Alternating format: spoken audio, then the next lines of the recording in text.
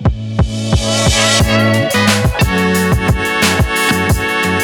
didn't have an actual bedroom set until I was a senior in college and moved into my very first apartment. My mama bought it. I remember being around 10 years old. We went to the furniture store. I picked out a bedroom set. It was like kind of light wood. It had carvings in it. Very 1980s, child. Little swirls. The bedroom set never arrived. I never asked why. My mama never mentioned it. I already knew why. I slept on the same twin-size day bed from the time I grew out of the crib until Katrina, when I was 27 years old. It also had like a twin-size trundle underneath for when people spent the night. Even when I came home from college, I slept on that same twin-size day bed. My mama never got rid of it. I think that was her way of saying, if anything goes awry, you can always come home. I don't remember ever having a friend spend the night. Just my little cousin Niecy every now and then. I spent the night way more at her house than she spent the night at mine. I think I was embarrassed to have people at my house. It was raggedy, yet clean. The roof leaked. The front gate was loud as fuck. It leaned on one side until my mama hired people to lift it professionally. You know, people at Level Homes in New Orleans. Wait, I lied. I had a slumber party. And I had 2 friends come home with me from college during a break. My anxiety was through the roof both times. I mean, what if it started raining and the roof started leaking? Or what if the toilet backed up? What if the tub wouldn't drain quick enough? What if my uncle came home drunk? What if him and my grandma went to arguing next door and we could hit him through the walls? God forbid, what if a cockroach made an appearance? What if somebody saw something and they clowned me? What if they said nothing but went home and said everything?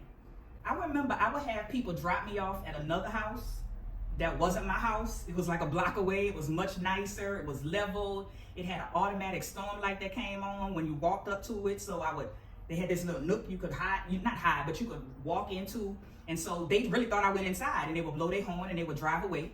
And then I would walk home about a block away to my real house. As a kid, I had a whole bunch of things that I thought made a family rich.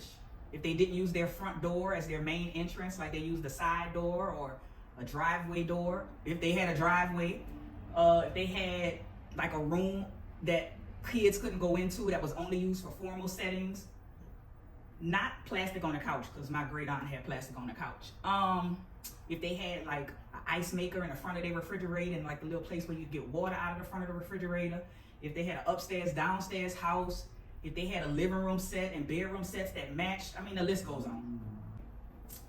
The other furniture pieces in my bedroom as a kid were makeshift, AKA repurposed. So from something that's not at all designed to be a chest of drawers or a chiffon or a shoe rack, thrift stores were my best friend. Pants got repurposed as shorts, long sleeve shirts got repurposed as short sleeve shirts. If there was a t-shirt that I liked that might have been too long for me, it was repurposed as a crop top. During that time, there was also the occasional sleeping with my mama or my grandma. My mama worked nights my entire life as a nurse. She worked 11 p.m. to 7 a.m. So I stayed next door at my grandma's house. I grew up in a very traditional shotgun double New Orleans house. So me and my mama lived on one side and my grandma and my uncle lived on the other side. So when my mama went to work at night, I would stay at my grandma's house.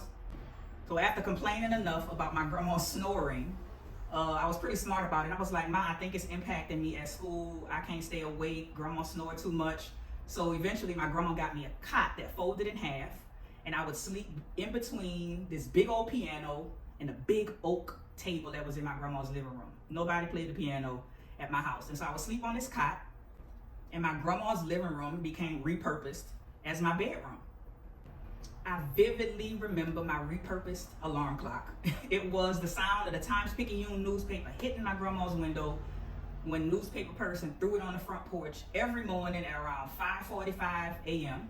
And I knew it was 5:45 a.m. because my Minnie Mouse watch that I kept underneath my pillow told me it was 5:45 a.m. And when I was in 11th grade or so, my grandma told me that I was too old to be sleeping on this cot. I agreed. So she let me sleep on my side of the house in my own bed while my mama was at work from 11 p.m. to 7 a.m. So me and my grandma would communicate with knocks on the wall. So she would knock on the wall to wake me up. I would knock on the wall back to let her know that I was awake. She would listen for the sound of the tub to start running water to let her know I was taking my bath. Then I would come to my grandma's house, I would eat breakfast, and I would catch the bus to go to school.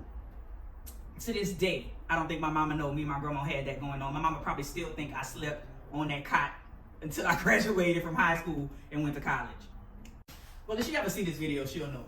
Child, me and grandma had a whole communication system. And I'm still alive, so I know you're probably mad, but hey.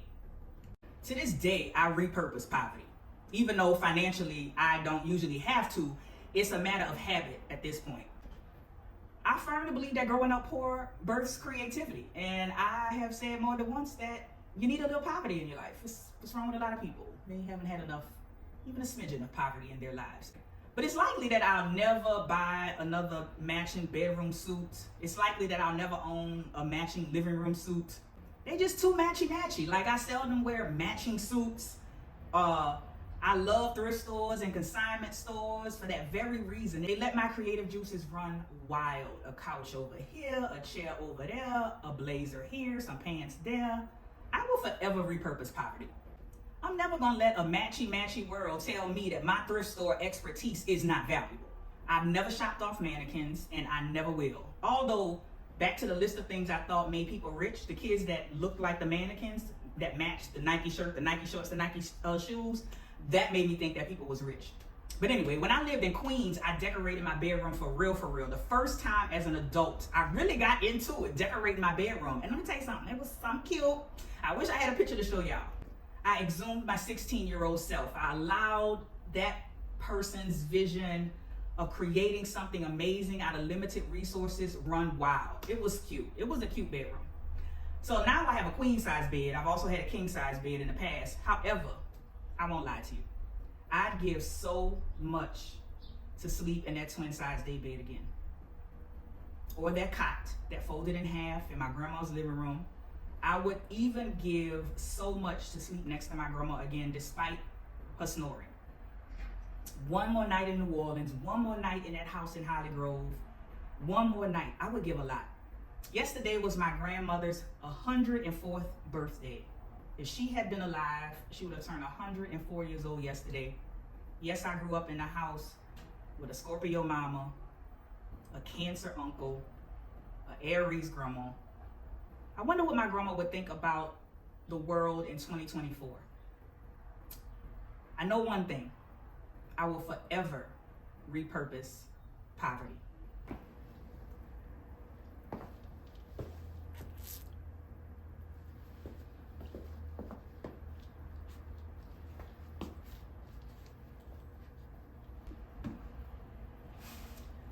Like, share, comment, subscribe, tell a friend to tell a friend. Meet me down in the comments.